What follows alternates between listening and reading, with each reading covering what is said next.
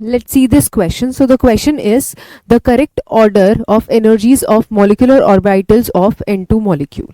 So the key concept used in this question is molecular orbital theory.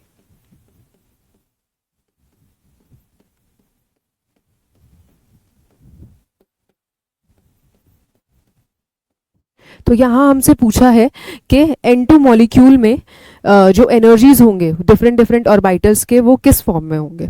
तो सबसे पहले अगर हम देखें तो N2 के अंदर 14 इलेक्ट्रॉन होते हैं, ये एक 14 इलेक्ट्रॉन स्पीशीज है, ठीक है। अब यहाँ पे इलेक्ट्रॉन्स की फिलिंग किस तरह से होती है, तो सबसे पहले फिल होता है sigma 1s orbital, then sigma anti bonding 1s orbital fill होता है, ठीक है। उसके बाद सिग्मा 2s ऑर्बिटल फिल होता है, उसके बाद sigma anti bonding 2s orbital fill होता है, ठीक है। तो इस तरह से क्या होता है, फिलिंग होता है पहले s ऑर्बिटल्स का। उसके बाद अगर 14 इलेक्ट्रॉन्स या 14 इलेक्ट्रॉन से कम होता है तो पहले क्या होता है, पहले पाई ऑर्बिटल्स की फिलिंग होती है।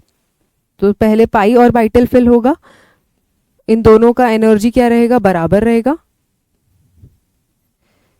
And then sigma 2p z orbital की फिलिंग होगी। ओके तो हमारा इस वे में क्या होगा, फिलिंग होगा इलेक्ट्रॉन्स का। तो यहाँ पे अगर हम देखें तो सबसे पहले sigma 1s, then anti bonding 1s, then sigma 2s, then sigma anti bonding 2s। इस केस में पहले 2pz भरा है, बट अगर हम ये वाला केस देखें तो पहले 2px ऑर्बिटल की फिलिंग होगी, देन सिग्मा 2pz की फिलिंग होगी। So second option will be the correct answer for this question.